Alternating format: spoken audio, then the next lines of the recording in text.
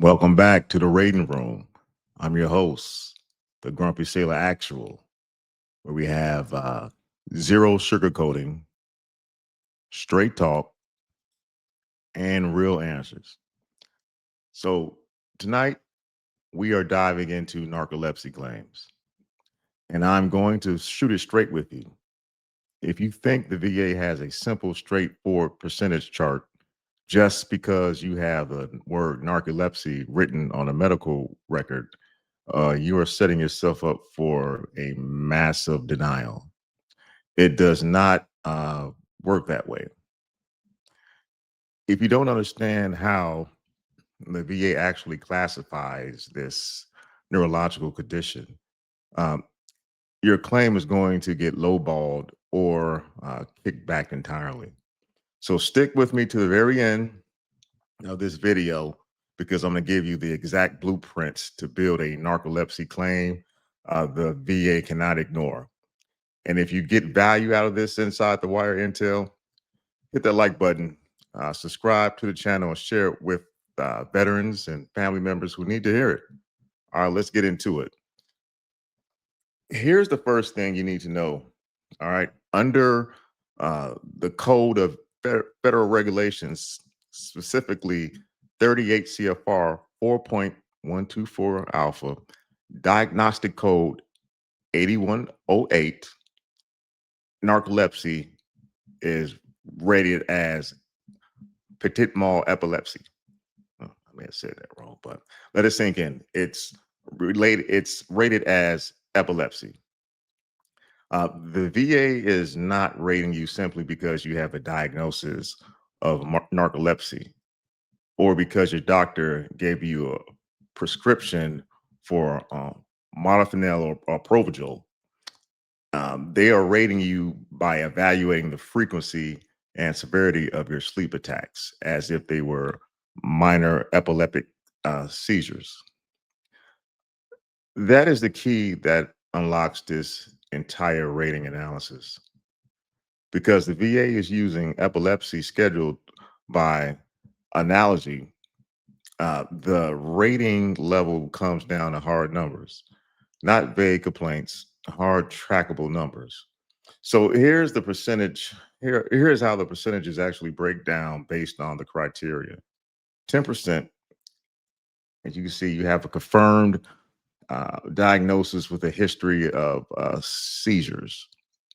Uh, but they're mostly controlled. All right. 20%, you have at least two of these minor episodes, at least 6 months. 40%, you're dealing with a major episode in the last 6 months, or you're averaging 5 to 8 minor episodes every week. 60%, you're hitting one major episode every 4 months, or averaging 9 to 10 minor episodes weekly. 80%, you have one major episode every 3 months, or more than 10 minor episodes each week. 100%, that you are averaging at least one major episode per month over the last year. Okay. So, what does an episode actually look like? Now, here's what people get tripped up. Having narcolepsy does not mean you have literal convulsing epileptic seizures. The VA knows this. The issue is whether your sudden sleep episodes or cataplexy, which is a sudden loss of muscle tone or comparable to the frequency of those minor seizures. Okay. This means a strong claim is built around actual episodes. Do you suddenly lose awareness? Do you fall asleep in the middle of conversations? Do you have sleep attacks while driving, at work, or while standing up? When you get stressed, angry, or laugh, do you lose muscle tone and have to brace yourself so you don't hit the deck? Those facts are infinitely more useful to a rater than a generic statement saying the veteran gets tired all the time. The evidence has to tell the story in numbers. Instead of writing, I have frequent sleep attacks, your late statement needs to say, I experience on average of 6 sudden sleep episodes per week each lasting approximately 5 to 15 minutes despite taking my medication. Instead of saying, yeah, my cataplexy is bad, you say, I have loss of muscle tone episodes 3 to 4 times a week, triggered by emotional stress. And I have to sit down to avoid falling. This that gives the VA a measurable metric so they can directly compare to that rating schedule. Your buddy statements are the heavy artillery here. A statement from your spouse, your supervisor, or your battle buddy doesn't need medical jargon. It just needs to, the raw firsthand observation. I've seen him or her unexpectedly fall asleep during conversations 4 times a week, and he or she needs reminders not to drive. Okay. So the medical evidence, the PSG and MSLT, uh, do not neglect the medical side. A doctor simply writing narcolepsy in your chart is not enough to lock this in. To confirm the diagnosis for the VA, you need documentation of two very specific sleep studies. The overnight sleep study.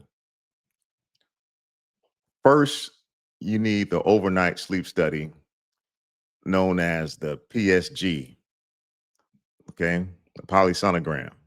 This is a full night sleep study that measures your brain waves, breathing, oxygen levels to confirm you had adequate sleep opportunity and to rule out other conditions like sleep apnea. The daytime sleep study, MSLT. This is the second and the most critically you'll need the daytime study called the multiple sleep latency test, or MSLT. This test measures exactly how fast you fall asleep during the day and how quickly you drop into REM sleep. This MSLT is the gold standard diagnostic test to confirm narcolepsy. I think when I had my tests, I went into REM sleep like all 4 naps. I had the overnight study because I already had sleep apnea, and then I went back and for the daytime one, well, I was still there. It was like a day and a half, and that's when they did the MSLT. So if you do not have the daytime MSLT and your medical file showing how fast you pass out, the VA is going to have a very easy time kicking your claim back. Get the PSG, get the MSLT, and make sure those results are front and center, okay? So for service connection, this can go a few different ways. It could be a direct claim if your symptoms start on active duty. Think unexplained sleep attacks, excessive daytime sleepiness, or even disciplinary paperwork for falling asleep on posts that now can be medically explained as narcolepsy. It can also be a secondary claim if a service-connected disability or the medication to treat it caused or aggravated the narcolepsy. Be careful here. Do not assume that insomnia, PTSD, sleep apnea, or a traumatic brain injury automatically equals narcolepsy just because you get tired. Fatigue is not narcolepsy. Narcolepsy is a specific neurological sleep disorder. Your medical nexus has to make the structural sense. Uh, when you get to your compensation and pension exam, be accurate and be consistent. Do not minimize your symptoms because you're used to functioning through them, but do not exaggerate either. Explain your average week, what triggers the episode, and how long it takes to recover, and what happens when the medication fails. And do not forget the employment impact.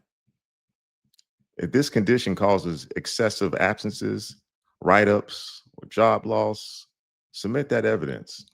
The rating is based on the criteria, but the work impact is heavily weighed when the VA considers your employability. Okay? Think about that. When the VA considers your employability. So here's the bottom line.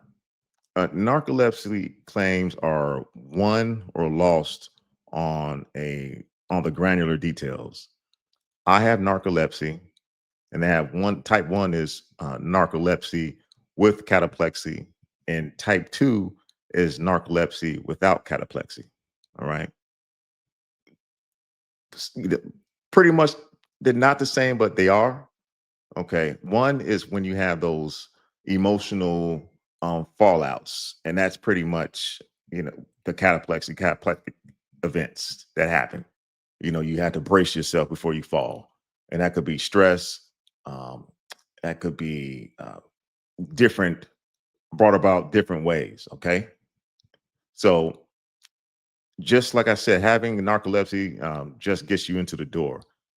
Documenting the MSLT daytime sleep study, exactly how often the exacts happen and what they look like, and how they completely derail your safety, your employment, and your daily life is how you force the VA to evaluate the claim properly.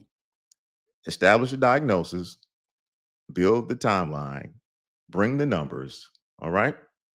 So, look, if this breakdown gave you that tactical edge you need, make sure you hit subscribe, like the video, and drop your specific questions in the comments below.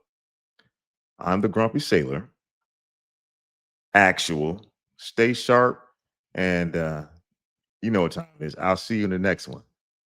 See you later.